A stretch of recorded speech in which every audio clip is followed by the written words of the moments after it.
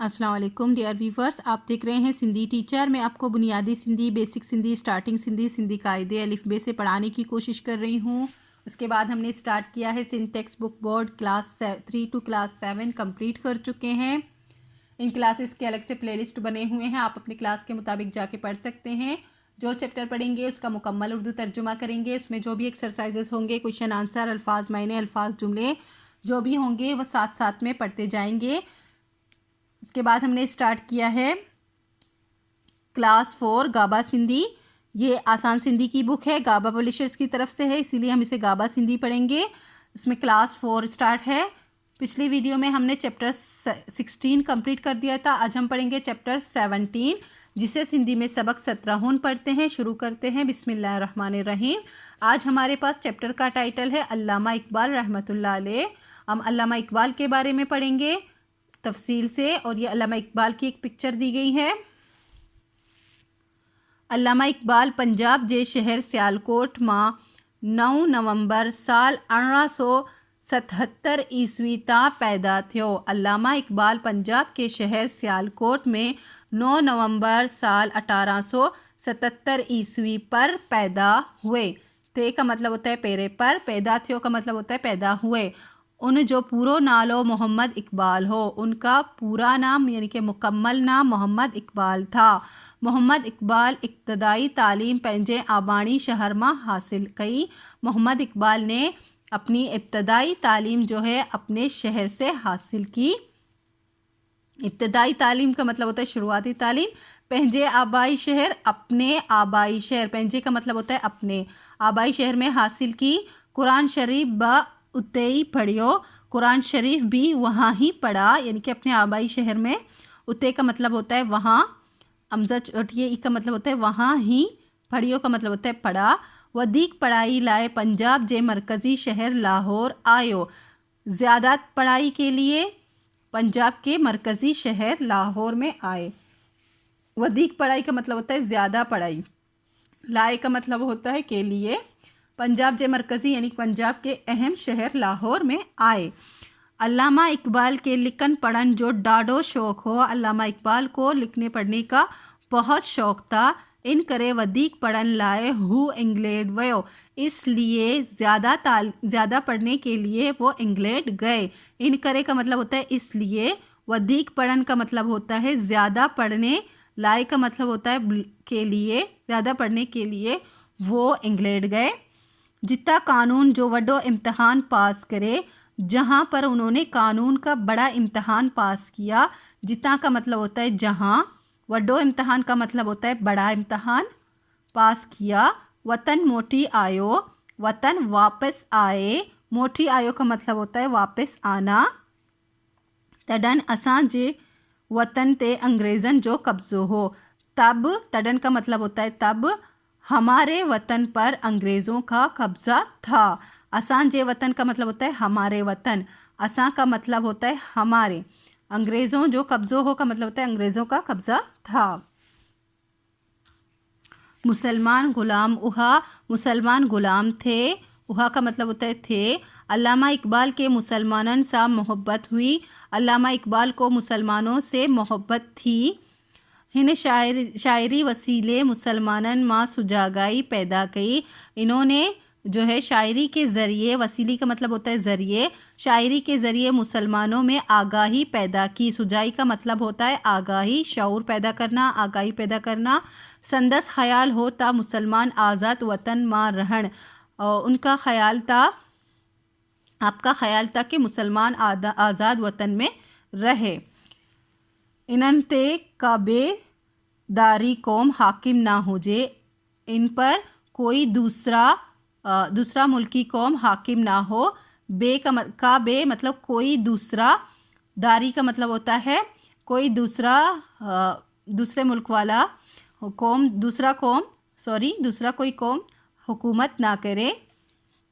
हिन केतराई नज़म एंड किताब पढ़ लिखिया।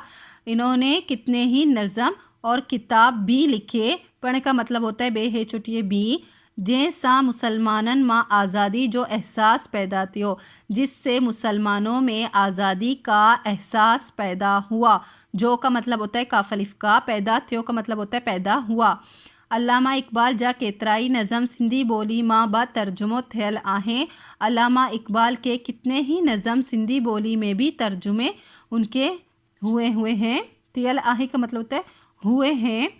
अल्लामा इकबाल 21 अप्रैल 1947 ईस्वी ता वफ़ात कई। अल्लामा इकबाल ने 21 अप्रैल 1947 ईस्वी पर वफ़ात कई का मतलब होता है वफ़ात उनकी हुई। संदस तरबत लाहौर जे बादशाही मस्जिद जे सहन में आहे।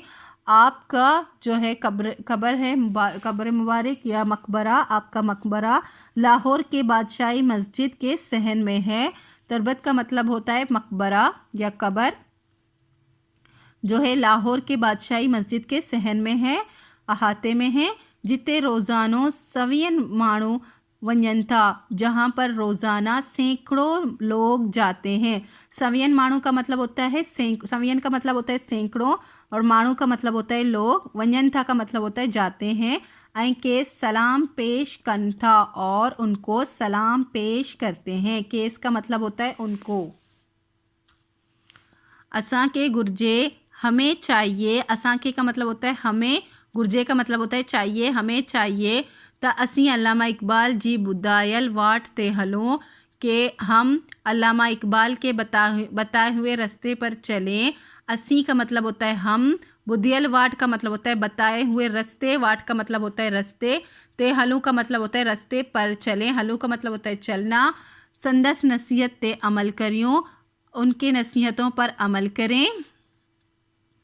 इल्म परायूं इल्म पहलाएं, अगते वडन ऐं कौम जो नालो रोशन करियो, आगे चलें और कौम का नाम रोशन करें। अगते वडन का मतलब होता है आगे बढ़ें और कौम का नाम रोशन करें। वडन का मतलब होता है बढ़ना। हेड डिनर सवालन जा जवाब दियो। 4 सवाल हैं, उनके जवाब देने हैं, जो कि इसी वीडियो में आपको बताऊंगी। कॉपी में लिखे हैं। नेक्स्ट है उर्दू में तर्जुमा करियो। 3 सेंटेंस है उनके उर्दू बनाने हैं, वो भी कॉपी में लिखे हैं। उसके बाद है मुनासिब लफ्ज़ चोंडे खाल भरियो। ये फिल इन द ब्लैंक्स है, जो यहाँ से सही अल्फाज चुन के यहाँ पे फिल करने हैं। फर्स्ट है अल्लामा इकबाल शायर हो। अल्लामा इकबाल शायर थे। हिन जा केतिराई नज़म सिंधी ॿोली मां तर्जुमा थियल आहे। इनके कितने ही नज़म सिंधी बोली यानी कि सिंधी ज़बान में तर्जुमे हुए हैं। अल्लामा इकबाल कई किताब लिखिया। अल्लामा इकबाल ने कई किताबें भी लिखी। फर्स्ट क्वेश्चन है अल्लामा इकबाल कितने आई कढ़न जाओ। अल्लामा इकबाल कहाँ और कब पैदा हुए। जाओ का मतलब होता है पैदा होना। अल्लामा इकबाल सियालकोट में 9 नवंबर साल 1877 ईस्वी ते जाओ हो। अल्लामा इकबाल सियालकोट में 9 नवंबर साल 1877 ईस्वी में पैदा हुए। अल्लामा इकबाल इब्तदाई तालीम कितने हासिल की। अल्लामा इकबाल ने इब्तदाई तालीम कहाँ पे हासिल की। अल्लामा इकबाल इब्तदाई तालीम पंहिंजे आबादी शहर में हासिल की। अल्लामा इकबाल ने इब्तदाई तालीम अपने आबाई शहर में हासिल की। अल्लामा इकबाल कदन वफ़ात की। अल्लामा इकबाल ने कब वफ़ात पाई। अल्लामा इकबाल 21 अप्रैल 1947 ईस्वी ते वफ़ात की। अल्लामा इकबाल ने 21 अप्रैल 1947 ईस्वी में वफ़ात की। अल्लामा इकबाल जी तरबत कितने आहे। अल्लामा इकबाल का कब्र कहाँ पर है। अल्लामा इकबाल जी तरबत लाहौर जे बादशाही मस्जिद जे सहन में आहे।